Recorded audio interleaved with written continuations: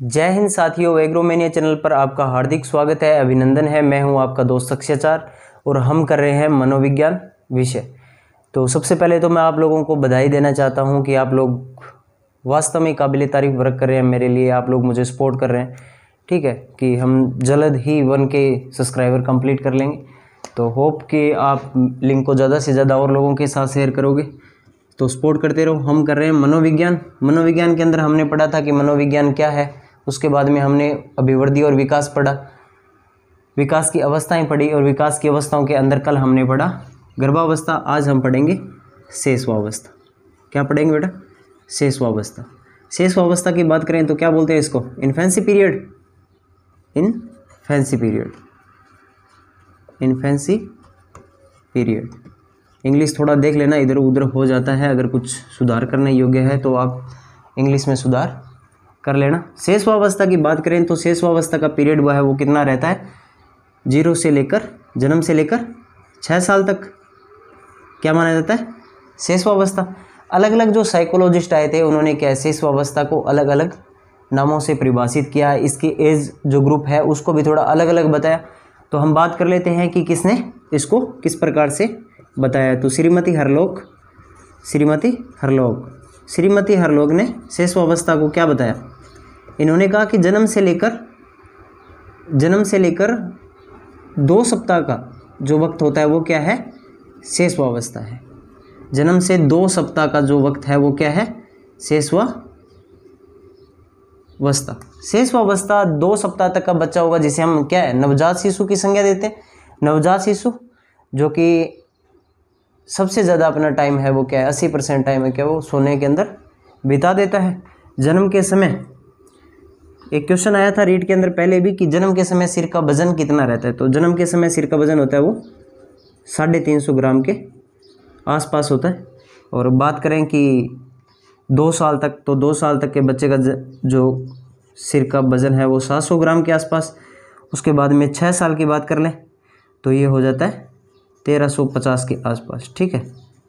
और उसके बाद में 1200-1500 के बीच में ये सिर का जो भार है वो रहता है। अब बात कर लेते हैं कि श्रीमती हरलोग ने 2 सप्ताह तक को शेषवावस्था मान लिया। उसके बाद में 2 सप्ताह से लेकर 2 साल तक, 2 सप्ताह से 2 साल तक की जो आयु थी उसको इन्होंने माना था बचपना अवस्था। बचपना अवस्था। इन्होंने कहा था कि 2 सप्ताह से 2 साल तक का जब बच्चा होता है उसे क्या कहते हैं? बचपना अवस्था कहता है। कि बच्चा खुद के अंदर इगोसेंट्रिज्म रहता है, बच्चा खुद के अंदर ही जीता है, जिसे हम बचपना कहते हैं। 2 साल के बाद में 3 साल से लेकर 6 साल तक, 3 साल से लेकर 6 साल तक क्या माना श्रीमती हरलोग ने? कि ये जो अवस्था होती है ये क्या होती है? पूर्व बाल्य अवस्था होती है। बाल्य अवस्था हम पढ़ते हैं तो एज ग्रुप क्या रहता है? बाल्य अवस्था का एज ग्रुप रहता है 7 साल से लेकर 12 साल तक। तो जो बाल्य अवस्था से पहले का टाइम है उसे इन्होंने, श्रीमती हरलोग ने, पूर्व बाल्य अवस्था नाम दिया है। तो अब बात कर लेते हैं उसके बाद में जो साइकोलॉजिस्ट है उन्होंने शेषवावस्था को क्या कहा। तो उन्होंने उसके बाद में आए थे रोस महोदय। रोस के अनुसार जो 0 से लेकर 2 साल तक का टाइम पीरियड है वो क्या कहलाता है? शेषवावस्था। उसके बाद में 3 से लेकर 6 साल को रोस महोदय ने क्या माना? पूर्व बाल्यावस्था। इन्होंने क्या माना कि जो 3 साल से लेकर 6 साल तक का टाइम है वो क्या कहलाता है? पूर्व बाल्यावस्था कहलाता है। जबकि 0 से लेकर 2 साल तक का टाइम है वो 2 साल है बेटा, 2 साल तक का टाइम है वो क्या कहलाता है? शेषवावस्था। उसके बाद में आए थे जोन्स महोदय। अगर आपने सुना हो तो निक जोन्स नहीं बेटा, Jones and Johnson baby cream आती है, तो वो क्या है? अपना प्रोडक्ट ज़्यादा टाइम तक बेचना चाहते हैं, ठीक है। उन्होंने शेषवावस्था को क्या माना? 0 से लेकर 6 साल तक। इन्होंने सीधा ही कह दिया कि 0 से लेकर 6 साल तक क्या है? शेषवावस्था है, क्योंकि हमारे बेबी प्रोडक्ट खरीदते रहिए। तो जोन्स ने क्या माना है? जोन्स ने माना 0 से लेकर 6 साल तक के जो एज ग्रुप है उसको शेषवावस्था नाम दिया है। अब बात कर लेते हैं शेषवावस्था से संबंधित कथनों के बारे में कि किस साइकोलॉजिस्ट ने शेषवावस्था को किन नामों से पुकारा है, या शेषावस्था के बारे में अपने क्या विचार रखते हैं। तो शेषवावस्था की बात करें तो उसके बाद में सबसे पहले आते हैं हमारे सिगमंड फ्राइड महोदय ने क्या माना। सिगमंड फ्राइड महोदय ने कहा कि जो बच्चा है अपने जीवन के अंदर जितना सीखता है, जितनी जिन चीज़ों को अर्जित करता है, उसका सबसे जो अधिक है वो क्या है, स्टार्टिंग में सीख लेता है। तो ये भावी जीवन की आधारशिला, भावी जीवन की आधारशिला क्या माना सिगमंड फ्राइड ने। शेषवावस्था को क्या कहा है कि भावी जीवन की आधारशिला माना है। किसने माना है, सिगमंड फ्राइड ने। किसको, शेषवावस्था को। क्या माना है, भावी जीवन की आधारशिला। उसके बाद में आते हैं जॉन लॉक। जॉन लॉक महोदय ने शेषवावस्था को कहा कि शेषवावस्था क्या है, बच्चा का दिमाग है, मस्तिष्क है, वो क्या है, कोरिस्टेल है। ठीक है, कोरिस्टेल जिसे हम क्या कहते हैं, तबुला रासा। कोरिस्टेल जिसे क्या कहा जाता है, तबुला रासा। कोरिस्टेल का मतलब क्या हो गया कि कोरा कागज था दिल मेरा जिस पे लिख दिया नाम मैंने तेरा। तो बच्चे को क्या है, कुछ भी सीखा नहीं होता है, बिल्कुल खाली पन्ना होता है। उसको आप जिस तरह से चीज़ें सिखाओगी शेषवावस्था के अंदर बच्चा ज़्यादा चीज़ें सीख पाएगा, उन्हीं को अपने जीवन के अंदर क्या है वो आगे काम में लेकर आएगा। उसके बाद में बात करें वैलेंटाइन की, तो वैलेंटाइन महोदय ने शेषवावस्था को क्या कहा। वैलेंटाइन महोदय ने कहा शेषवावस्था को सीखने का आदर्श काल, सीखने का आदर्श काल। वैलेंटाइन महोदय को पता था कि बाकी का आगे के जीवन में क्या चलेगा, बेलन और टाई, बेलन और टाई के अलावा तो कुछ चलने वाला है नहीं। तो सीखने का जो आदर्श काल है वो क्या है, शेषवावस्था है। इसके अंदर बच्चा जितनी चीज़ें सीख लेता है उसको भावी जीवन के अंदर यूज़ में कर पाएगा। उसके बाद में बात कर लेते हैं वाटसन महोदय की, कि वाटसन महोदय ने शेषवावस्था के बारे में क्या कहा था। तो वाटसन महोदय ने कहा था कि शेषवावस्था के अंदर शिशु हर अवस्था के अंदर सीखता है, कोई भी इंसान है वो हर अवस्था के अंदर नई नई चीज़ें सीखता है, लेकिन शेषवावस्था के अंदर वो उतना सीखता है कि जितना बाकी की अवस्थाओं में नहीं सीख पाता। तो सर्वाधिक सीखने की जो क्रिया है, सर्वाधिक सीखने की क्रिया है वो किस अवस्था के अंदर होती है, सर्वाधिक सीखने की प्रक्रिया शेषवावस्था के अंदर होती है। तो सर्वाधिक सीखने की प्रक्रिया वाटसन महोदय ने बताया शेषवावस्था को। ठीक है, तो ये थे हमारे संबंधित कुछ कथन। तो अब बात कर लेते हैं शेषवावस्था के उपनामों के बारे में। ठीक है, शेषवावस्था के उपनामों के बारे में कि शेषवावस्था को किन नामों से जाना जाता है। तो सबसे पहले हम बात कर लेते हैं जीवन का सबसे महत्वपूर्ण काल। ठीक है, golden time of our life कौन सी अवस्था है, इन्फेंसी पीरियड, शेषवावस्था कि सबसे महत्वपूर्ण काल है वो शेषवावस्था रहती है। कि जीवन की जो सबसे ज़रूरी चीज़ें हैं कि क्या खाना है, पीना है, ये सारी चीज़ें क्या हैं, हम कहाँ से सीखते हैं, शेषवावस्था के अंदर। उसके बाद में भावी जीवन की आधारशिला किसने कहा था, सिगमंड फ्राइड ने। जीवन के अंदर जितना भी काम करते हैं हम या जितनी भी चीज़ें सीखते हैं, तो भावी जीवन की जो आधारशिला है इसी के ऊपर जो हमारा बाकी का जीवन है वो टिका रहता है। कि जितना हम जो सीखते हैं उससे क्या है, आगे की अवस्थाओं में नहीं सीख पाते, जो हमारा सीखा होता है उसी को हम आगे लेके जाते हैं। जो हम सीखते हैं वो किस अवस्था के अंदर सीखते हैं, शेषवावस्था के अंदर। सीखने का आदर्श काल, सीखने का आदर्श काल मतलब किसने कहा था, वैलेंटाइन ने कहा था कि जो सीखने का जो गोल्डन टाइम है वो क्या है, शेषवावस्था है। उसके बाद में बात करते हैं संस्कारों के निर्माण की आयु की।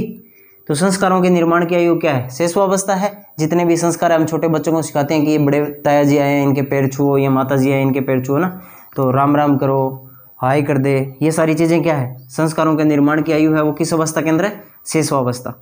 तो नाजुक और खतरनाक अवस्था भी किसको माना जाता है, शेषवावस्था के अंदर। इसके अंदर बच्चे को क्या है, किसी चीज़ों का नॉलेज नहीं रहता है। बच्चा न तो सामाजिक होता है, न ही नैतिक होता है, उनको किसी भी प्रकार की चीज़ों का नॉलेज नहीं रहता। तो बच्चों की क्या है, वो नाजुक अवस्था माना जाता है, खतरनाक अवस्था माना जाता है। उसे गर्म या ठंडे चीज़ की पहचान नहीं रहती, ये चीज़ दूर है, नज़दीक है, यहाँ से मैं गिर सकता हूँ, इन सब चीज़ों का क्या है, अनुमान नहीं रहता। तो बच्चों का थोड़ा ख्याल रखना पड़ता है। तो ये खतरनाक अवस्था भी है। टो एज भी मान सकते हैं।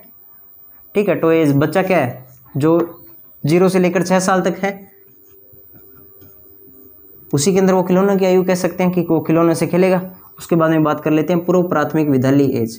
तो प्री नर्सरी एज बोल सकते हैं इसको। प्री नर्सरी बच्चे को 0 से 3 से 6 साल के अंदर किंडर गार्डन के अंदर या जो भी चीज़ें हैं हम बच्चों को स्कूल में सिखाना, इससे पहले कुछ चीज़ें सिखाते हैं। तो वो बच्चा शेषवावस्था की 0 से लेकर 6 साल की एज होती है, पूर्व प्राथमिक विद्यालय आयु बोलते हैं। तो अब बात कर लेते हैं विकासात्मक संप्रत्य के बारे में, विकासात्मक कार्य और इसकी विशेषता शेषवावस्था के बारे में बात करते हैं।